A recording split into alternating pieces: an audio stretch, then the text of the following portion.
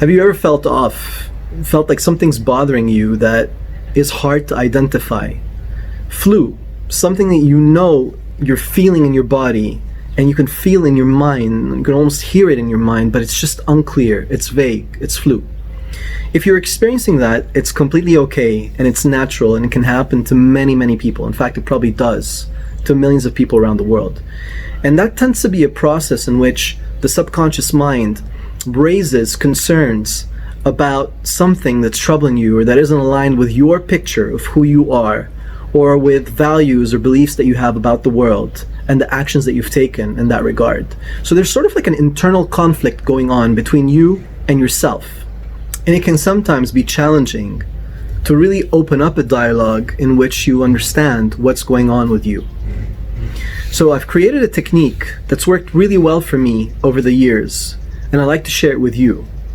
And hopefully it will serve you as well as it served me. One of the first things that I do is I've learned to recognize that most of these feelings that we have internally are very much labeled or related to or linked to a certain negative emotion or a group of negative emotions that we tend to experience in our life. The first step is to establish and open up a meaningful conversation between you and you.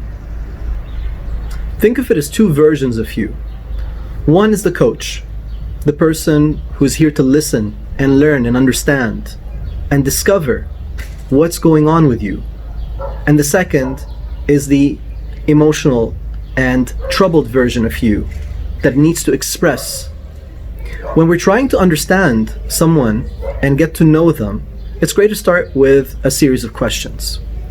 For the sake of targeting those emotions, those unknown feelings, those vague experiences, I've created a very simple question to ask.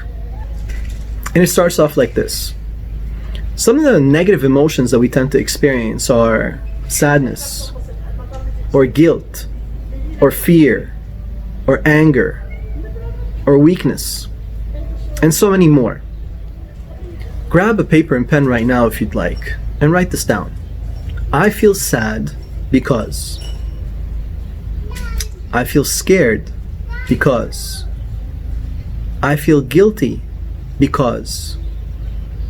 I feel angry because. I feel weak because. I feel helpless because. I feel incapable because.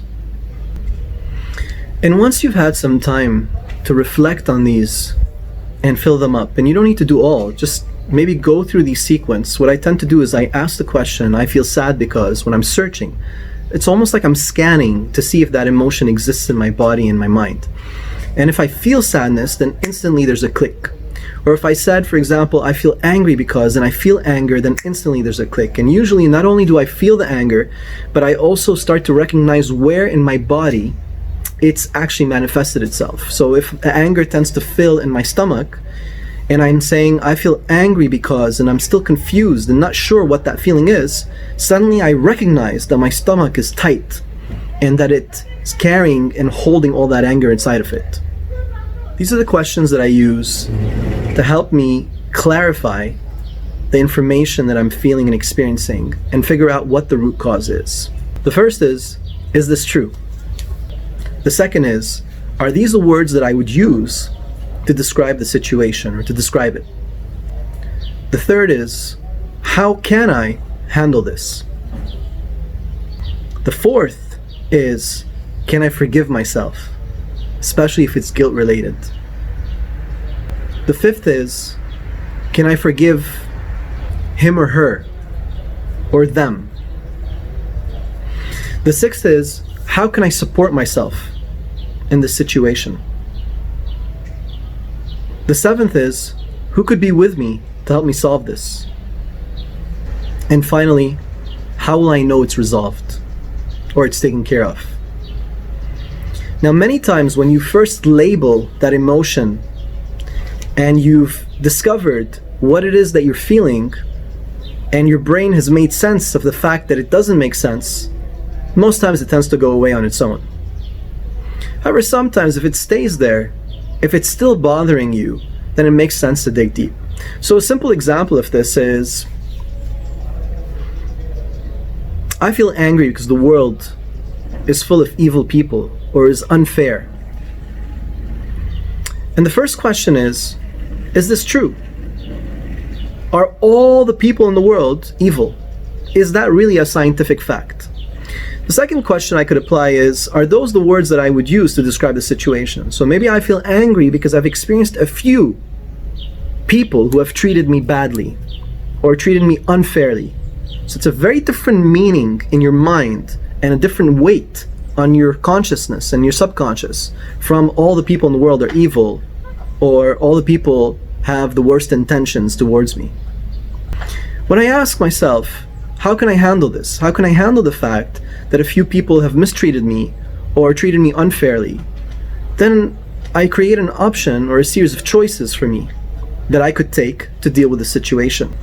When I ask if I can forgive myself, it's usually because our mind is very judgmental. We've learned this from our parents sometimes, and maybe from our community, our teachers, and the overall culture.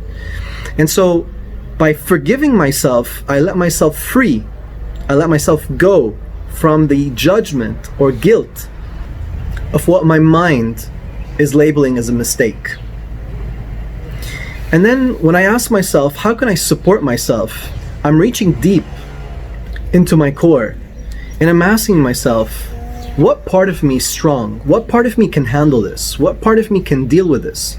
What part of me has gone through this before and come up surviving and successful and strong and thriving?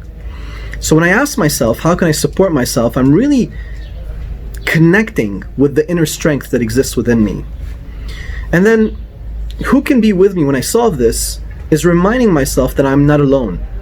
That dealing with things like this and with challenges in my life doesn't necessarily have to be a lonely experience, but rather maybe an experience in which others that are my friends, family, confidants, coaches, whatever it may be, can join me and support me in the process of overcoming it. Finally, when will I start? Sets a deadline that I commit to that supports me in the process of taking action now, valuable, measurable action today, rather than delaying further and further and further and leaving the problem to fester inside of me. And finally, asking the question, how will I know when it's resolved, really invites my brain and my body to frame what a solution is to me and what that solution means.